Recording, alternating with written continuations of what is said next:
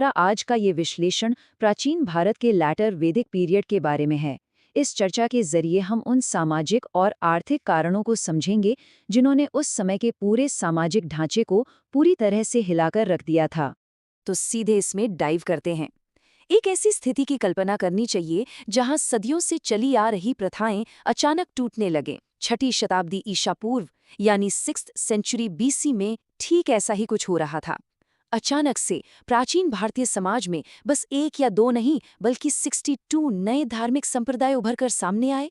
आखिर ऐसा क्या हुआ था जिसने इतने बड़े पैमाने पर सामाजिक बदलाव को जन्म दिया? उस दौर में ऐसी कौन सी प्रेशर कुकर जैसी स्थिति बन गई थी जिसने इस ज्वालामुखी को फटने पर मजबूर कर दिया? इन्हीं दिलचस्प सवालों के जवाब आज हम इस सोर्स मटेरियल को एनालाइज करके ढूंढेंगे। इस पूरे बदलाव की जड़ तक पहुंचने के लिए चलिए सबसे पहले उस वक्त के सामाजिक ढांचे को देखते हैं। पहला हिस्सा है द रिजिड वैदिक सोसाइटी, यानी जन्म पर आधारित एक बेहद कठोर व्यवस्था। लेटर वैदिक पीरियड के आते आते सामाजिक ढांचा पूरी तरह से 4 वर्णों में बंट चुका था: ब्राह्मण, क्षत्रिय, वैश्य और शूद्र। किसी की क्षमता, टैलेंट या मेहनत से ज्यादा अब सब कुछ इस बात से तय होता था कि उसका जन्म किस वर्ण में हुआ है। ब्राह्मण वर्ग का मुख्य काम था धार्मिक अनुष्ठान करना और पढ़ाना। क्षत्रिय रूलिंग क्लास थी, जो युद्ध लड़ते थे और प्रशासन चलाते थे। वैश्य वर्ग कृषि और व्यापार देखता था, जबकि शूद्रों का काम बाकी वर्णों की सेवा करना था।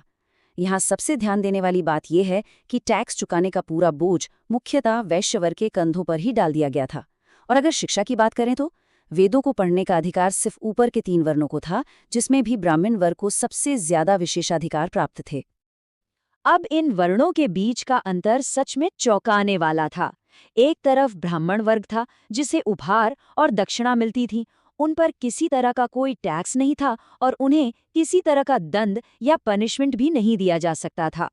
दूसरी तरफ थे शूद्र, जिनका जीवन बस दूसरों की सेवा, घरेलू काम या दिहाड़ी मजदूरी में बीत जाता था। उन्हें वेदों को पढ़ना तो दूर, सुनने तक की इजाजत नहीं थी, चाहे कोई इंसान कितना भी काबिल क्यों ना हो।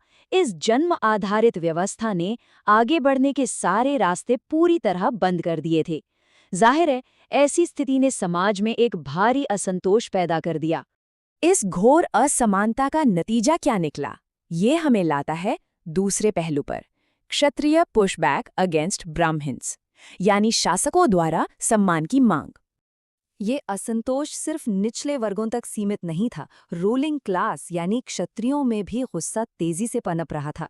उनका तर्क बड़ा सीधा था: जब हम नए क्षेत्रों को जीतने के लिए अपनी जान दांव पर लगाते हैं और पूरा प्रशासन चलाते हैं, तो सिर्फ जन्म के आधार पर कोई और हमसे श्रेष्ठ कैसे हो सकता है?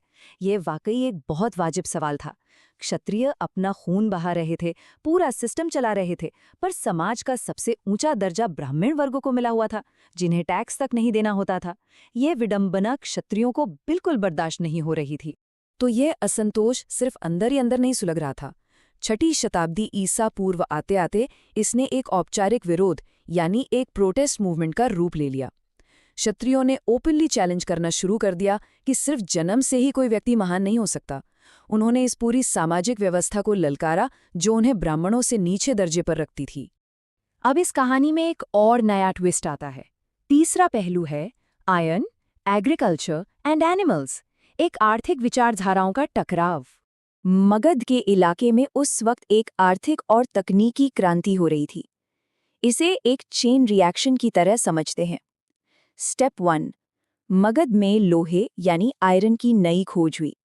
स्टेप 2, इस लोहे के मिलने से खेती के लिए भारी हल बनने लगे।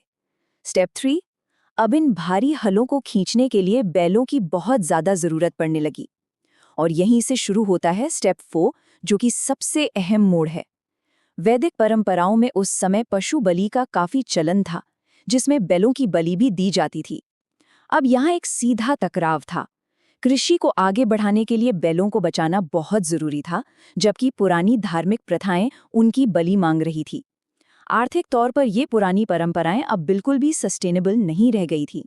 और जब अर्थव्यवस्था बदलती है तो समाज का एक और वर्ग सामने आता है। चौथा पहलू सम्मान की मांग कर रहे थे। ये समाज का वो व्यापारी और किसान वर्ग था जिन पर पूरे समाज के टैक्स का भार था। इस दौर में पंच मार्क्ड कॉइन्स के आने से व्यापार में एक जबरदस्त उछाल आया था। वैश्य वर्ग के पास अचानक से काफी पैसा आ गया। वो इकोनॉमी की रीढ़ की हड्डी बन गए थे और सबसे ज्यादा टैक्स रेवेन्यू जनरेट कर रहे थे। लेकिन इतनी आर्थिक शक्ति आने के बावजूद सामाजिक स्थान में वो अभी भी ब्राह्मणों और क्षत्रियों से रैंक में नीचे ही थे। ये एक ऐसी स्थिति थी जहां वेल्थ तो थी, पर रिस्पेक्ट नहीं। इस एक चीज ने उन्हें नए विकल्पों को सपोर्ट और फंड करने के लिए पूरी तरह से तैयार कर दिया था। तो जब इन सभी अलग अलग दिशाओं से दबाव लगातार बढ़ रहा था, तो इस प्रेशर कुकर का फटना तय ही था। पांचवा और आखिरी पहलू, the birth of new sects. 6th century BC का वो टिपिंग पॉइंट जहां सब कुछ बदल गया। 62 यानी 62। एक बार इस संख्या के स्केल पर विचार करना जरूरी है। ये दिखाता है कि सामाजिक फ्रैक्चर दरअसल कितना विशाल था। लगभग एक ही समय पर उस पुरानी व्यवस्था से असंतुष्ट होकर 62 बिल्कुल नए धार्मिक संप्रदाय उभरकर सामने आए। ये इस बात का क्लियर सबूत था कि पूरा समाज एक नए विकल्प की तलाश में बेचैन था। इन सभी नए धर्मों में से जो सबसे प्रमुख निकलकर आए, बुद्धिज्म और जैनिज्म, उन्होंने इन परेशानियों का एकदम सटीक समाधान पेश किया। ध्यान देने वाली बात यह है कि इन धर्मों के मुख्य नेता क्षत्रिय थे, जैसे कि लॉर्ड बुद्धा और लॉर्ड महावीर। उन्होंने जन्म पर आधारित किसी भी तरह के भेदभाव को पूरी तरह खारिज कर दिया। उन्होंने पशु बलि का विरोध किया, जिससे खेती को सीधा फायदा हुआ। और इन्हीं खूबियों की वजह से उन अमीर वैश्य व्यापारियों ने इन धर्मों का खुले दिल से स्वागत किया, जो अब अपने आर्थिक रुतबे के बराबर सामाजिक सम्मान चाहते थे। ये बिल्कुल परफेक्ट टाइमिंग थी।